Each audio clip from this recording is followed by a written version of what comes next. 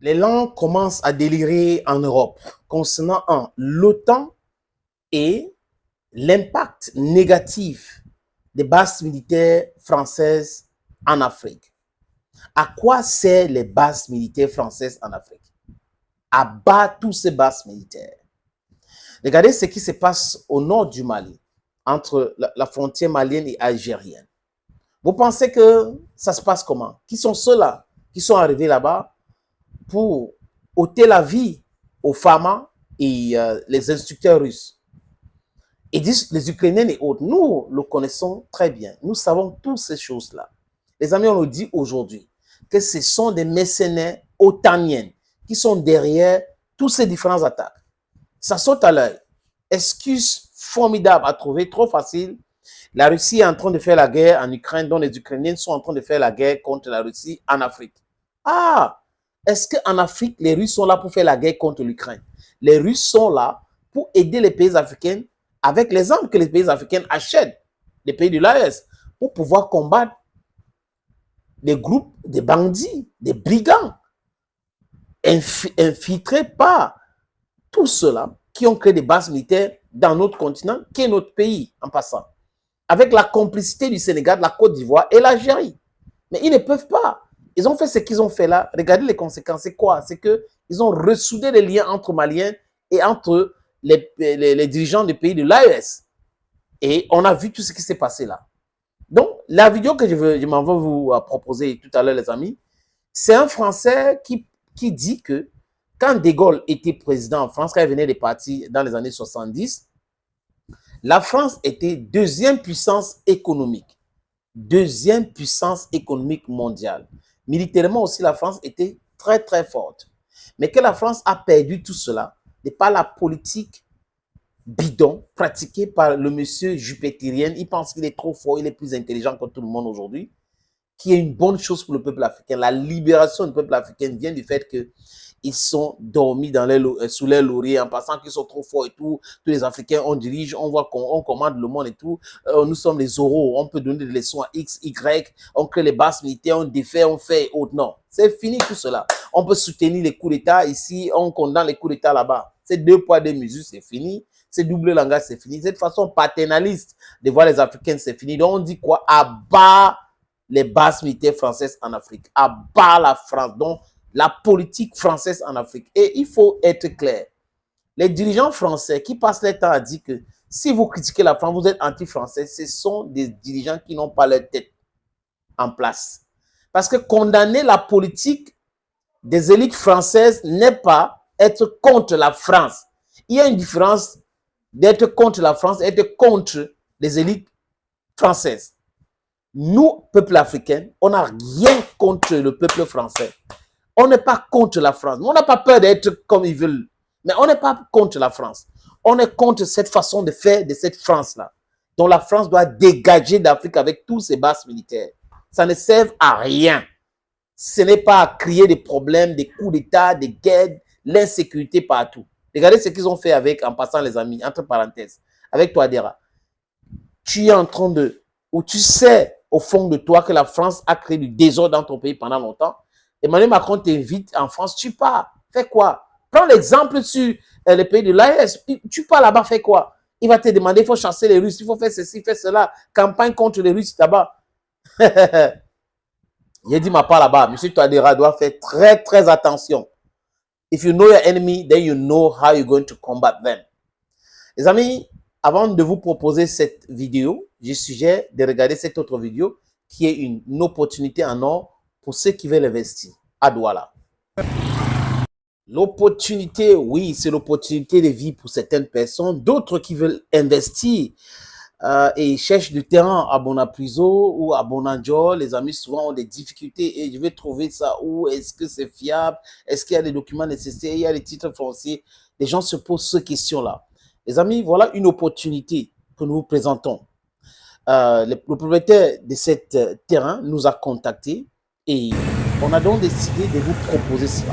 Si vous êtes dans la diaspora, vous êtes en Afrique, vous êtes au Cameroun pour être précis, les amis, et que vous cherchez à investir sur l'immobilier, vous voulez construire l'hôtel, vous voulez construire un centre commercial, Voilà donc l'opportunité. Ce terrain se trouve à Bonapriso.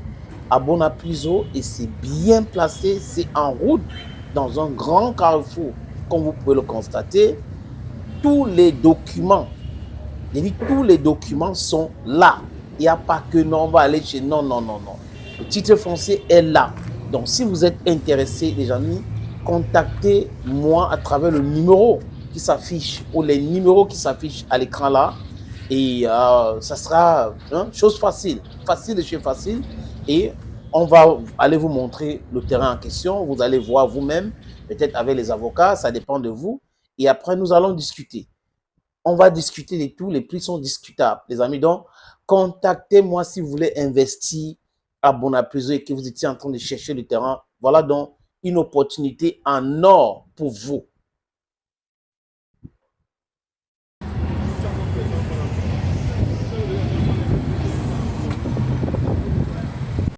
Ça se trouve à Bonapriso en plein carrefour, 560 mètres carrés. Oui, vous allez vous poser la question, le titre foncier, tout est là. Tout est là. Il y a tout en place, les amis, ne vous inquiétez pas. Vous allez visiter et après, nous allons discuter. Dans la petite vidéo que vous avez vue là, les amis, contactez-nous à travers cette vidéo-là et nous allons aller vous montrer le terrain en question et nous allons discuter de tout. Donc, pour ceux qui veulent investir à Douala et à Bonapriso, qui cherchaient un terrain bien placé et même en route, voilà donc l'opportunité. Les amis, ce diagnostic fait aujourd'hui par certains Français, c'est quelque chose de bien.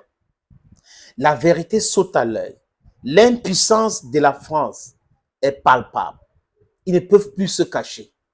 Ils se cachaient derrière, mais aujourd'hui, c'est fini. La jeunesse africaine communique aujourd'hui. Et cette communication les perturbe. Et c'est une bonne chose. Je demande humblement qu'on continue comme ça. Partagez la réflexion de tout cela qui veut la souveraineté de l'Afrique, qui veut la libération de l'Afrique. Parce que l'Afrique ne peut pas être libre si tout le monde ne met pas ses mains dans la pâte pour pouvoir aider à cela. Nous devrons soutenir les Assimi Goïta, les Ibrahim Traoré, les Abdurrahman Tiani. Parce que quand ça va mieux se passer là-bas, les amis, c'est fini. Il y aura la monnaie, c'est fini. Quand nous serons unis, ça va faire mal comme les États-Unis. Ça va faire mal comme nous serons unis. Ça va faire mal. Regardez les gens. Ils ne veulent pas qu'on s'unisse. Mais ils sont là tout le temps en train de parler de l'unité, l'unité. Quand c'est chez eux, il y a l'unité. Quand c'est chez nous, ils ne veulent pas qu'il y ait l'unité. Il y a certains esprits faibles, certaines traites qui disent oui, on n'a pas fait ceci, on n'a pas fait cela. Non, non, non. Le peuple africain était un et indivisible avant que les Caucasiens qui ont chassé les Africains, parce que les premiers hommes en Europe de l'Ouest étaient les Africains, qui ont chassé les Africains pour s'installer là-bas, pour commencer à faire des narratifs bidons qu'on est en train de suivre aujourd'hui. Les religions, etc., etc., les amis. On doit sortir de tous ces cancans-là. Les amis, je vous suggère de regarder cette vidéo. Vous allez comprendre beaucoup de choses. Il est très en colère. Il demande à la France de rappeler tous ces soldats et de fermer tous les bases militaires. Pour lui, ces bases militaires ne servent absolument à rien. Écoutez, et à la fin, je vais vous parler de l'OTAN. Il faut bien voir qu'en 1970, quand De Gaulle venait de quitter le pouvoir, la France était la deuxième puissance au monde, deuxième puissance militaire et économique au monde. Aujourd'hui, elle est la risée du monde. Il y a quelque temps, en conférence, on m'a demandé ce qu'il faudrait faire. Moi, j'ai dit, c'est simple. Si j'étais aux affaires, d'abord, immédiatement, je donne l'ordre à toutes les forces françaises présentes sur le théâtre là-bas de rentrer en France. Terminé. Immédiatement, je quitte l'OTAN. Je quitte l'OTAN. Pourquoi? Mais parce que l'OTAN est une machine à faire la guerre, à déclencher des guerres. C'est devenu une machine à déclencher des guerres. Et c'est aux ordres des Américains qui sont en train de s'écrouler aussi. D'ailleurs, ça va mal aux États-Unis. Hein. C'est une machine aux ordres des Américains pour étendre leur domination au niveau mondial. Voilà pour vous, les amis, un Français qui dit les choses clairement, très en colère. Lui, là, on va dire qu'il est anti quoi? Il est anti-français en disant cela. Il présente les faits et les conséquences de tout ce que les politiciens français ont fait. Et le fait que la France a reculé la France dégringole. Que de maintenir les bases militaires inutiles en Calédonie, en Afrique et tout ça, il faut les fermer tout simplement. Ils n'ont plus la même capacité. La France a été deuxième puissance économique au monde et militaire grâce à l'Afrique, le pillage systématique de l'Afrique. L'uranium du Niger, cacao de la Côte d'Ivoire, bauxite de la Guinée. On peut citer, les amis, le pétrole de tel ou tel autre pays. Et la France qui utilisait la monnaie criminelle qu'on appelle franc CFA pour pouvoir voler toutes ces choses-là. Donc, le pillage systématique des ressources africaines aidait trop la France. Et aujourd'hui, la jeunesse africaine, le peuple africain ouvre les yeux. Et cette France ne peut plus continuer à faire la même chose comme à l'époque. Donc, du coup, il faut dégager avec ces bases militaires parce que nous savons pourquoi les bases militaires sont là. On sait pourquoi les Américains veulent installer les bases militaires en Côte d'Ivoire. On sait pourquoi la France est en train d'utiliser le Sénégal pour acheminer des armes pour donner à certains terroristes. On sait à quoi servent les différentes bases militaires françaises en Afrique. Donc, il faut les fermer tout simplement. Vous n'êtes pas les gendarmes du monde. Personne ne vous a nommé gendarme du monde. Donc, il faut fermer tous les bases militaires. Laissons les Africains tranquilles. Laissez-nous tranquilles. Comprenez, comprendre. Et concernant l'OTAN, les amis, il dit clairement que la France devrait sortir de l'OTAN. Parce que l'OTAN, c'est une machine à déclencher des guerres. C'est moi qui ai dit. Ce n'est pas moi. C'est un Français qui le dit. L'OTAN, c'est une machine à déclencher les guerres. On peut citer les pays. La Libye. Pourquoi l'OTAN a attaqué la Libye? L'Irak. Pourquoi l'OTAN a attaqué l'Irak? L'Afghanistan. Pourquoi l'OTAN a attaqué l'Afghanistan? La Syrie, les amis. Et aujourd'hui, avec les bases militaires qui sont en train de crier partout, utiliser les pays avec les forces spéciales et autres, on n'est pas dupes. Et il faut les abattre sur le continent africain. Il ne faut pas les donner du lait. Il faut comprendre ces choses-là.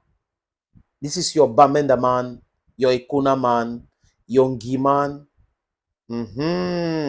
your Bakure man, and proudly so, your Anglophone brother. Bye-bye.